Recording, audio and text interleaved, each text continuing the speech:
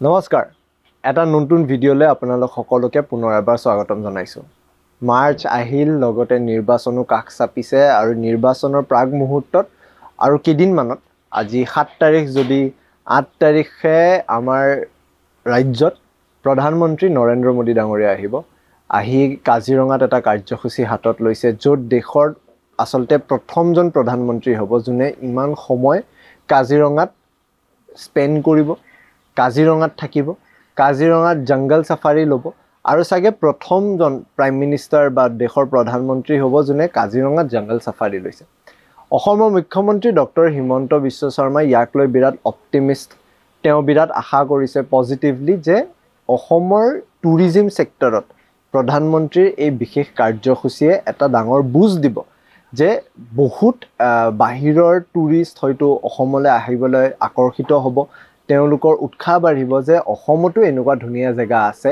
আৰু প্ৰধানমন্ত্ৰীয়ে সেই ডাঙৰ বাৰ্তাটো ভাৰতবৰ্ষত আগবঢ়াব ইয়াৰে উদাহৰণ এটা যদি আমি খুব চমুকে ল'ব খুজো লক্ষদ্বীপত আমি দেখিছিলো কেইদিনমান পূৰ্বে খুব কেইটামান খোজ দিছিল সেই খোজ দিয়াৰ পিছতে ভাৰতবৰ্ষৰে কেৱল নহয় ভাৰতবৰ্ষৰ ইন্টাৰনেশ্যনেল পৰ্যায়ত মানে গ্লোবেল প্লেটফৰ্মত মলদ্বীপৰ লগত যোনটো ডিপ্লোমেটিক কনফ্লিক্ট হ'ল তাৰ পিছতে লক্ষদ্বীপৰ টুৰিজম সেক্টৰে খুব ডাঙৰ এটা পুশ পালে এয়াৰপোৰ্টছ বনোৱা কথা আলোচনা হ'ল তাজৰ দুখন বৃহত্তৰ হোটেল বনোৱা কথা আলোচনা হ'ল গম পাই স্বাভাৱিকতে যে প্ৰধানমন্ত্ৰী নৰেন্দ্ৰ মোদীৰ এটা এনেকুৱা ইম্পেক্ট আছে যাৰ ফলত কাজিৰঙাৰ নিচিনা টুৰিষ্ট ডেষ্টিনেশ্যন এটা খুব ডাঙৰ বুষ্ট পাব পাৰে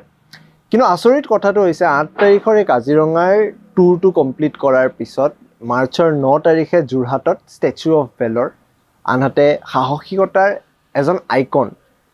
দেশৰ আমি ৰাজ্যত যাক লৈ খুব গৌৰৱ কৰোঁ লাচিত বৰফুকন তেওঁৰ এটা বৃহৎ ডাঙৰ ষ্টেচুক উদ্বোধন কৰিব প্ৰধানমন্ত্ৰী নৰেন্দ্ৰ মোদী যোৰহাটত আসলতে এই ষ্টেচুটো এটা খুব ডাঙৰ আকৰ্ষণ হ'ব আকৰ্ষণৰ লগতে অসমৰ এজন বৃহৎ আইকনক এটা খুব ডাঙৰ ৰেকগনিশ্যন দিব যোনটো হয়তো ইমান বছৰে কোনো এখন চৰকাৰে দিবলৈ সক্ষম হোৱা নাছিল তেনেকুৱা এটা সময়ত অসমত আৰম্ভ হৈছে পুনৰ এবাৰ কা আন্দোলন হয় আপোনালোকে ঠিকই ভাবিছে এইটো সেই কা আন্দোলনে 2019 চনত যি কা আন্দোলন স্বতঃস্ফূৰ্তভাৱে ছাত্ৰ সমাজে আৰম্ভ কৰিছিল আমিবোৰে আৰম্ভ কৰিছিল যি আসলতে ৰাজনৈতিকভাৱে কি হয় নহয় নাভাবি অসমীয়া জাতিটোৰ কাৰণে হৈ থকা এটা অপমান বা অসমীয়া জাতিটোৰ আগেইনষ্টত হৈ থকা এটা ঘটনাক লৈ সকলোৱে স্বতঃস্ফূৰ্তভাৱে ৰাজপথত ওলাই আহিছিল এই স্বতঃস্ফূৰ্তভাৱে আৰম্ভ হোৱা আন্দোলনক যিসকলে হাইজেক কৰি নিজৰ এটা ৰাজনৈতিক কেৰিয়াৰ আৰম্ভ দিছিল নিজৰ ৰাজনৈতিক দল আৰম্ভ কৰিছিল এই কা আন্দোলন পুনৰ এবাৰ আৰম্ভ হ'ব গৈ আছে ইতিমধ্যে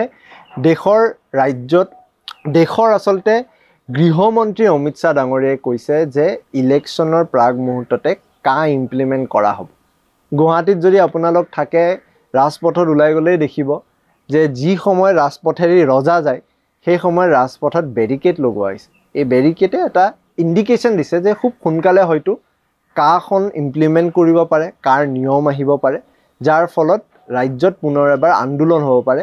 ইণ্টাৰেষ্টিংলি যোৱা 3 বছৰত বিশেষকৈ ডক্টৰ হিমন্ত বিশ্ব শৰ্মাৰ নেতৃত্বত থকা এই চৰকাৰখনে যেতিয়াৰ পৰা দায়িত্ব ল'লে তেতিয়াৰ পৰা আমি ৰাজ্যত আন্দোলন দেখা নাই খুব ডাঙৰ আন্দোলন দেখা নাছিলোঁ যোৱাবাৰ যেতিয়া আন্দোলন হৈছিল সেই সময়ত অসমৰ মুখ্যমন্ত্ৰী সৰ্বানন্দ সোণোৱাল ডাঙৰীয়া আছিল প্ৰত্যাহ্বানৰ সন্মুখীন হৈছিল কিন্তু তাৰ পিছত কা আন্দোলনৰ অস্তিত্ব নাছিল ৰাজনৈতিক দল যি কাক আদৰ্শ লৈ পেলাই ইলেকশ্যন বা নিৰ্বাচন খেলিছিল তেওঁলোকৰ দুৰ্গতিও আমি দেখিলোঁ ইলেকশ্যনৰ দুটা সিটত কণ্টেষ্ট কৰাৰ পিছতো এটা সিটতো জিকিব নোৱাৰিল দ্বিতীয়টো থাকিব নোৱাৰিল তৃতীয় ৰেংকত থাকিল নিজৰ সমষ্টিতে এনেকুৱা সময়ত কাৰ ৰেলিভেন্স কি আজিৰ সময়ত এক ডাঙৰ প্ৰশ্ন হৈ যায় আচৰিত কথা এয়া যে সদু অসম ছাত্ৰ সন্থায়ো কাৰ বিৰোধিতা কৰিছিল তেওঁলোকে কা আন্দোলনটোক নেতৃত্ব দিয়া বুলিও কয় তেওঁলোকে নিজে প্ৰধানমন্ত্ৰী অহা সময়ত আন্দোলন নকৰোঁ বুলি ক'লে কিয়নো প্ৰধানমন্ত্ৰী যিকোনো এটা পাৰ্টিক আদৰ্শ হিচাপে লৈ বা নেতৃত্ব দি অসমলৈ অহা নাই দেশৰ প্ৰধানমন্ত্ৰী হিচাপে অসমলৈ আহি বিভিন্ন উন্নয়নমূলক আঁচনি উদ্বোধন কৰিম বুলি কৈছে য'ত আসলতে লাচিত বৰফুকনৰ এই ষ্টেচুটোকো উদ্বোধন কৰা কথা যোনটো অসমৰ কাৰণে গৌৰৱময় কথা এই সময়ত আছুৱে এটা সিদ্ধান্ত ল'লে যে 9 তাৰিখে তেওঁলোকে আন্দোলন নকৰে, তেওঁলোকে আন্দোলন পিছুৱাব। 10 তাৰিখে হয়তো আন্দোলন কৰিব, কিয়নো প্ৰধানমন্ত্ৰীয়ে লাচিত বৰফুকনক যি এটা সন্মান দিব এই ডাঙৰ ষ্টেচু অফ ভেলৰটোক লৈ, তাক লৈ তেওঁলোকে নিজৰ সন্মান দি ক'লে তেওঁলোকে আন্দোলন নকৰে। এই 16টা ৰাষ্ট্ৰীয় পাৰ্টীয়ে,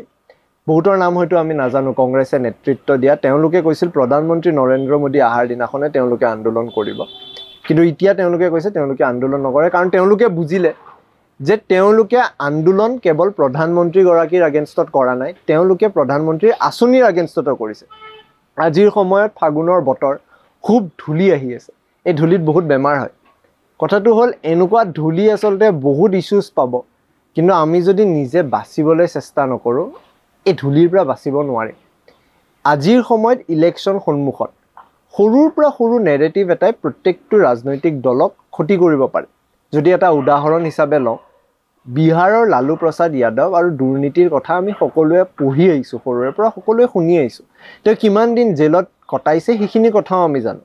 সেই লালু প্ৰসাদ যাদৱে যেতিয়া নৰেন্দ্ৰ মোদী ডাঙৰীয়াৰ কথা কয় যে তেওঁ প্ৰকৃত হিন্দু নহয়, কাৰণ তেওঁ নিজৰ চুলি খুৰোৱা নাছিল যেতিয়া তেওঁৰ মাতৃ ঢুকাইছিল,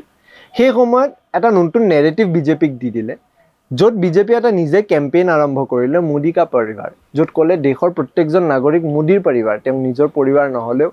তেওঁ দেশৰ পৰিবাৰৰ সদস্য হয়, দেশৰ পৰিবাৰ তেওঁক নিজৰ সদস্য বনাই লৈছে। আৰু এনেকুৱা সৰু সৰু বস্তুৱে আচলতে এটা ৱাক অভাৰ দি দিয়ে বিজেপি বা বিজেপিৰ এলাইজ পাৰ্টিসকলক। অসমতো ঠিক একেধৰণে যি সময়ত প্ৰধানমন্ত্ৰী নৰেন্দ্ৰ মোদী ডাঙৰীয়া অসমলৈকে আহিব, সেই সময়ত যেতিয়া অপজিশ্যন পাৰ্টীয়ে কয় যে তেওঁলোকে বিৰোধিতা কৰি আন্দোলন কৰিব, প্ৰটেষ্ট কৰিব, সেই সময়ত আকৌ এটা ৱাক অভাৰ দি দিয়ে নেকি? যি সময়ত অসমৰ উন্নয়নমূলক আঁচনি আহি আছে, এই আঁচনিসমূহ কেৱল ৰাজনৈতিকভাৱেই নহয়, অসমৰ সামাজিকভাৱেও বহুত অসমীয়াক সহায় কৰিব পাৰে। অসমত 27,000 কোটি টকীয়া ছেমি কণ্ডাক্টৰ প্লেন বনাইছে, যি আচলতে আজিৰ পৰা 2 বছৰ আগত কোৱা হ'লে আমি গুৱাহাটীত মেট্ৰ' চলোৱা, মেট্ৰ' উদ্বোধন কৰা কথাৰ লগতে তুলনা কৰিলোঁ, টুইন টাৱাৰৰ লগত তুলনা কৰিলোঁ। এই সময়ত ৰাজনৈতিক হিচাপে ৰাজনীতিত আচলতে অলপ ভাবি চিন্তি সিদ্ধান্ত লোৱাটো দৰকাৰী হৈ পৰিছে নেকি? পুনৰ এবাৰ বিজেপিক এনেকুৱা ধৰণৰ সৰু চিলি মিষ্টেকে ৱাক অভাৰ এটা দি ইলেকশ্যনত জয় কৰাত সহায় কৰিব নেকি? এয়া আজিৰ সময়ত এক ডাঙৰ প্ৰশ্ন। এই ভিডিঅ'টো চোৱাৰ বাবে